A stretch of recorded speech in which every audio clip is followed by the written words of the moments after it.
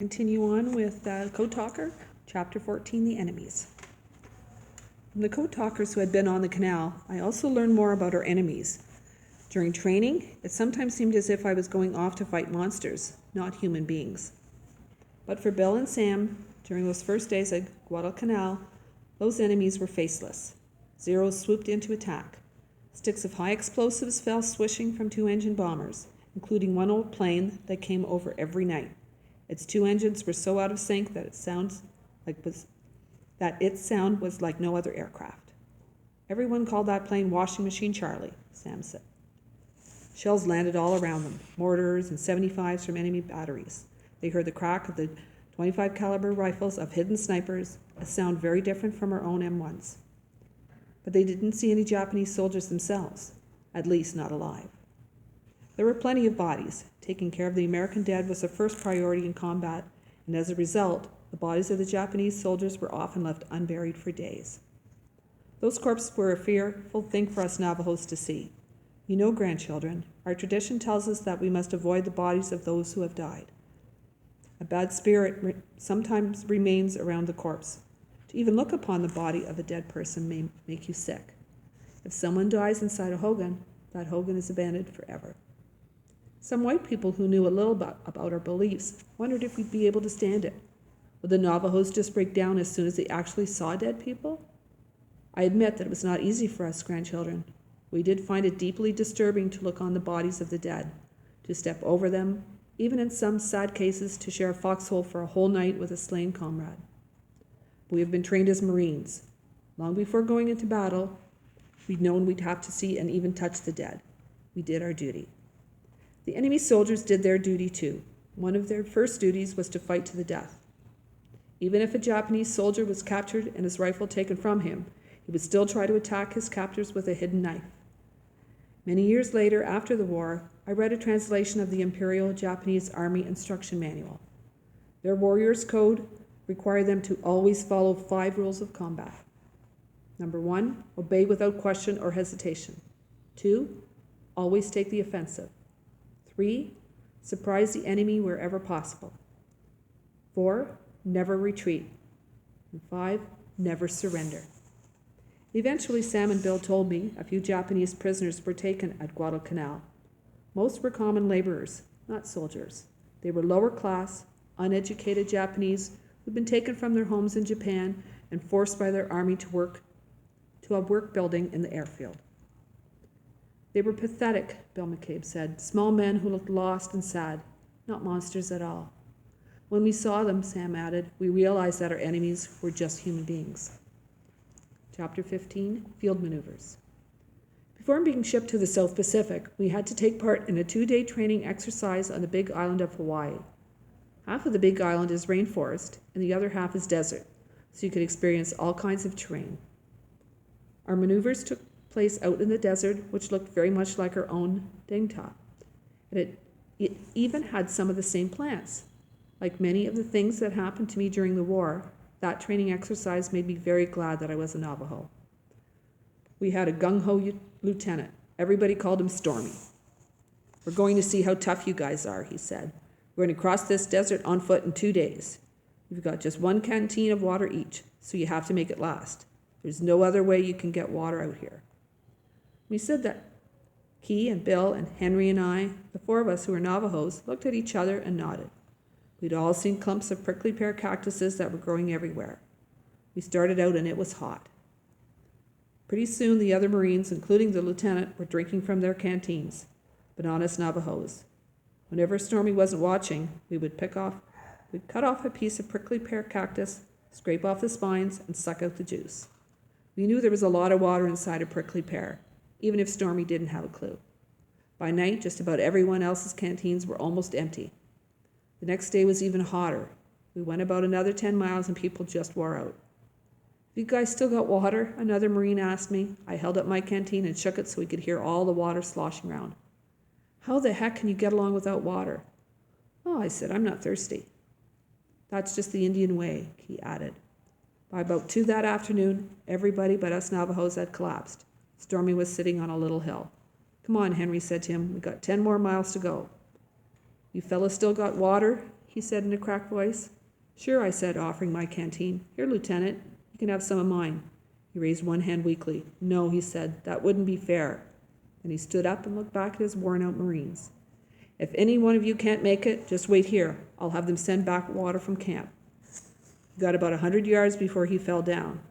Everybody else fell down right behind him except us. We four were the only ones standing. Bill tried to help him get up, but he just waved us away. Chiefs, Stormy croaked up to us. Do you suppose you guys could go all the way into camp? I'm going to write a letter for you to take to Colonel Wood, asking him to send us out some more water. We did like he said. By the time the water truck got out to them, they were all about dead. We never did tell Stormy about prickly pear cactuses. It was more fun having him and all the others think that we Navajos were the toughest Marines of all. A few days after that, we shipped out. I was with the 3rd Division, 9th Regiment, along with several other code talkers, including Bill Toledo. Just as the scuttlebutt had it, we men of the 1st Marine Amphibious Corps were heading for the Solomons to force a landing on Bougainville. We had to drive out the Japanese and secure the airfields. We did not go straight into battle, though. First, we had more field maneuvers. This practice was really important. It was to make sure that things did not go wrong too much. I say too much, grandchildren, because one of the unwritten rules of war is to expect the unexpected. If there's any possible way that something can go wrong, you can bet the ranch that it will. Imagine 24 ships and a dozen different landing beach sites. Think about all the preliminary airstrikes and naval bombardment even before boarding the landing crafts. Those LCVPs, short for Landing Crafts for Vehicles and Personnel, and LCMs, short for Landing Crafts Mechanized, that we all just called alligators. There were also the LSTs, much bigger landing ships that carry tanks and trucks. Then picture 14,000 Marines and 6,000 tons of cargo hitting the beaches by nightfall. Plus, we had to do this against an unknown enemy force, dug in and waiting for us with rifles, machine guns, mortars, and artillery. There was no way to avoid foul-ups. However, practicing a beach landing in a similar setting would help prepare everyone better than just going into a situation cold. So where do we go to practice? Guadalcanal. From October 17th to 19th of 1943, we conducted landing exercises on the beaches of the canal. Every Marine who'd been on Bougainville felt what it was like to wade through the surf up onto a boiling hot sandy beach and then stare into the thick, mysterious green of a steamy tropical jungle. Wet and hot. That is what it was everywhere in the Solomons. If I hadn't already been on Hawaii, which had some jungle of its own, it would have been a total shock to me. Think how strange it was for a Navajo boy from a land where rain is so rare that it's a blessing from the holy people to find himself in a place where it rains every day and sometimes keeps on raining for days on end. Instead of the night songs of the coyote, we would hear the buzzing and chirping and chattering of millions of insects, all of which seemed to see us Marines as their midnight snacks. But they would give us something in return for their meal: malaria. I had to be careful where I walked and sat. There were leeches and spiders and scorpions everywhere, as well as huge poisonous centipedes. The first one I saw fell from a branch and crawled across my bare arm before flopping off and disappearing into the rotten palm leaves. It left an angry red welt on my skin, and my whole arm ached for days after that. There were also giant crocodiles in the swamps and rivers, man-eating sharks, and poisonous jellyfish in the ocean. And I did not even want to think about the snakes in the jungle. There were native people on those islands. They had been there long before the Japanese invaded. Those Solomon Islanders were short, about the same height as us Navajos. Their skins were dark black, almost blue. Their hair was curly and red because they dyed it with lime juice. Their teeth were stained red too, because they were always chewing betel nuts. That dangerous, steamy island was their beloved home. They saw it the way we saw our dry land of Dinta. It was a sacred place given to them by their gods, and they knew how to survive and be happy there. But they had not been happy during the Japanese occupation. Although the Japanese said they were liberating the island, they used the native people like slaves, beating or killing them if they tried to escape. It was a familiar story to me as a Navajo. It made me feel I had much in common with them.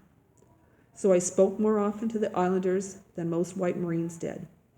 Those natives talked a kind of broken English called pidgin, which was not too hard to understand. I remember one man named Jean was sort of a chief. He had terrible scars all over his chest from when the Japanese had tied him to a tree and tortured him by stabbing him with their bayonets.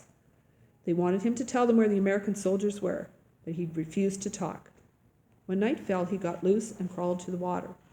Then, in spite of being weak from the loss of blood, he swam for 3 miles through water filled with sharks and crocodiles to reach an American Ranger squad and tell them where the Japanese were.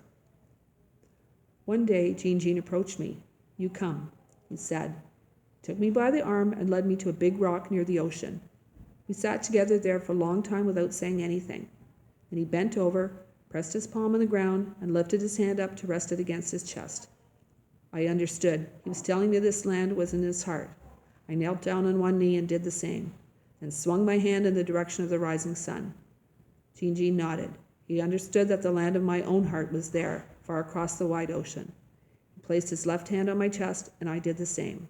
We stood there like that for a while, filling each other's hearts beat with love for our sacred homelands. It was one of the best conversations I ever had.